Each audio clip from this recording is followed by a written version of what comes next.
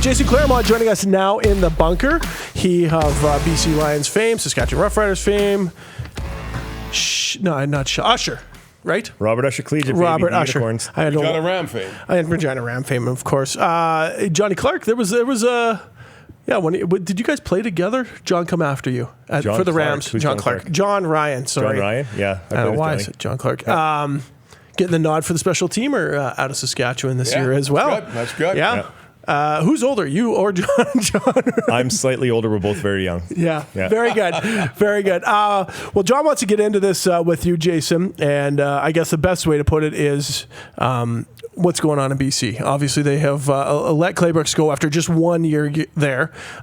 Your assessment kind of on to me, that's too short. I mean, how do you do that? How do you just continually switch coaches? It's not a way to get things sustained and give the guy a chance, but you might have a different look at it. Well, you're coming from Saskatchewan here and saying that a full season is too short.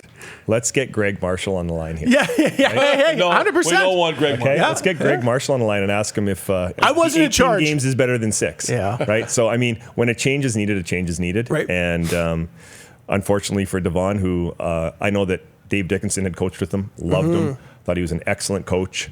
Unfortunately for Devon, it didn't happen for him in BC, and that isn't always on the head coach. It's on the structure that he puts in, the culture around it, his supporting staff. A lot of things go into play. And we've seen it in the past with excellent coordinators and excellent position coaches who just aren't great at being a head coach. Paul LaPolice is probably one of the best offensive minds in the history of the Canadian Football League. Right. Being able to not just force a system onto players, but creating plays and developing strategies based on the talent that he has. And he took a head coaching job and wasn't overly successful at it. And so, sometimes these guys are just very good coaches and maybe not quite made out to be a head coach. In your opinion, and you're right, Lapo is one of them.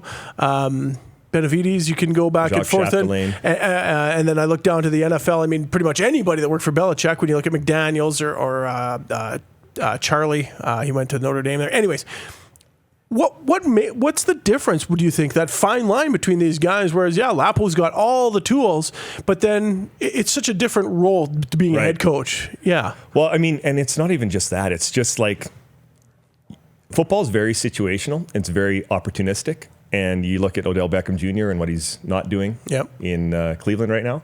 Guys get taken out of their situations where they have good success and they've been able to develop chemistry with people and they have a level of comfort, and you take them out of that and they're not as effective. And I think it's the same thing with coaching. It's the same thing in the workforce. It's the same thing with relationships. It's just when you have a good fit and you try to improve it, sometimes it doesn't always work out. Were you surprised he was released? Was I surprised that Claybrooks was released? Yeah. I'm surprised that it took this long. Really? That's a very fragile market, right? And they need to be winning.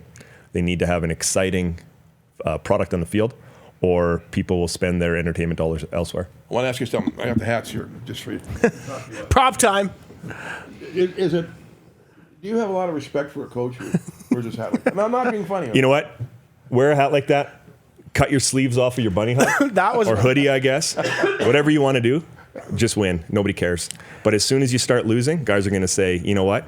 You can't even put your hat on straight. Yeah, there's no doubt that you can't put together a strong football team. But nobody criticizes Bill Belichick and his cut off sleeves, and because he runs a great system and they have a good product. That was going to be my question, because not only did John bring a prop hat, it says do your job. It's a New England Patriots one. I said, nobody seems to care whatever Belichick rolls out there wearing, right. Because you know what? 6 Super Bowls. I mean, what are you going to say? The guy could show up in the Borat suit. It doesn't matter. Who do you think will go to BC? Who do I think? I don't know. I don't know what they're going to do. I think they're probably going to stop experimenting with coaches.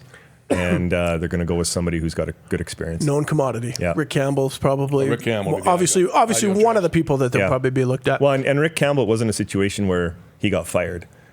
He was in a situation where he didn't like what was being presented to him to try to work with. Mm-hmm. And I don't know what the official response was. Was it officially? I think it was resign. Yeah. He said, you know what? Thank you for the opportunity. The situation isn't the way that I like it to be. Nope. I don't have the tools being given to me by our general manager. If the general manager's here, I'm not going to be. So he left on his own terms. That's pretty real. And I don't know about you, but I was shocked what the general manager in Ottawa Red Blacks did. I mean, players he didn't sign, the stars. Right. He let them go. I mean, I know they were expensive, Jason, but to keep winning, you got to have those kind of guys. You do. I mean, Wally Buono used to say that his job was to find younger, cheaper players, right? But to do that as a wholesale change is really, really tough. And I think that Ottawa kind of proved that this year. We were talking about guys, younger, cheaper, faster, all these things. Cody Fajardo wasn't brought in for that reason. I mean, he was brought in to be a backup, and this is a necessity.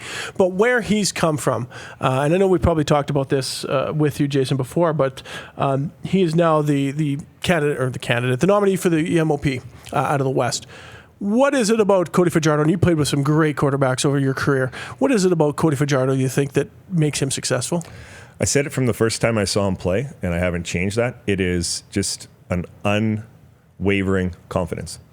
He has a confidence in himself. He knows what he's supposed to do on the field. He obviously practices very hard and watches film, and it translates to what he does on the field. He's not afraid to throw the ball downfield when the opportunity's there. Right, he's able to bounce back on a bad interception or on a tough series, and he's able to go out and be calm when the game's on the line and he needs to make a drive. So it's just that unwavering confidence that you look for, that intangible in all athletes, and especially as a quarterback or a pitcher or a goaltender. And he's just got that. He's unheard of the kind of year he had. Spectacular. Absolutely, yeah. Ryan Laney wants to talk about Cameron Judge. Cameron Judge was the West nominee for the Canadian Player of the Year, an award you won before. What sense of pride is there being the guy that gets nominated to be the top Canadian? I mean, it's great. I won it twice when I was in BC, and a teammate of mine, Brent Johnson, also won it twice. So we had it for 4 years, and we would compete every game and every practice and kind of bug each other, and we're going to say, because it's obviously only given to a Canadian, so we said we would But half the league is Canadian players. Yeah, we would joke and say, I'm going to out-Canadian you this game. Right? And it was, it's just great to just know that, you've got young guys who are playing junior football, high school football, and they know that they can also come through the Canadian Football League and be celebrated. When it comes to that, and it's funny you mentioned that because you want to be the best player that steps on the field, regardless of passport or age or anything when it comes to that. But it is the Canadian Football League. Half the players come from here. It is, I assume, what you grew up watching as much as the NFL, especially back in the day when we didn't have a zillion cable channels and get all those NFL games. Is it recognized by the peers across the league as such? Well, I think so, and I think that I think that the league award, the Outstanding Canadian, is more recognized than the single game award. Like I've won the Outstanding Canadian in the Grey Cup, right? And that's a single sample, one game, and you have to pick one, right? You have to pick, and he has to be Canadian. So I think that that league-wide 18-game schedule. Put your resume and your body of work out there, because normally the guys who win that are guys who are going to play regardless of their passport. You'll finish in the top 3 or top 5 in the league in receiving or touchdowns or whatever else, or sacks or whatever your statistical category is to justify that decision. And most often than not, those guys end up being all-stars in the league too. Simply put, and this is our Capital Auto Mall Universal Collision Center daily poll today. Who wins this weekend, do you think? That's tough. I mean, I can't bet against Calgary.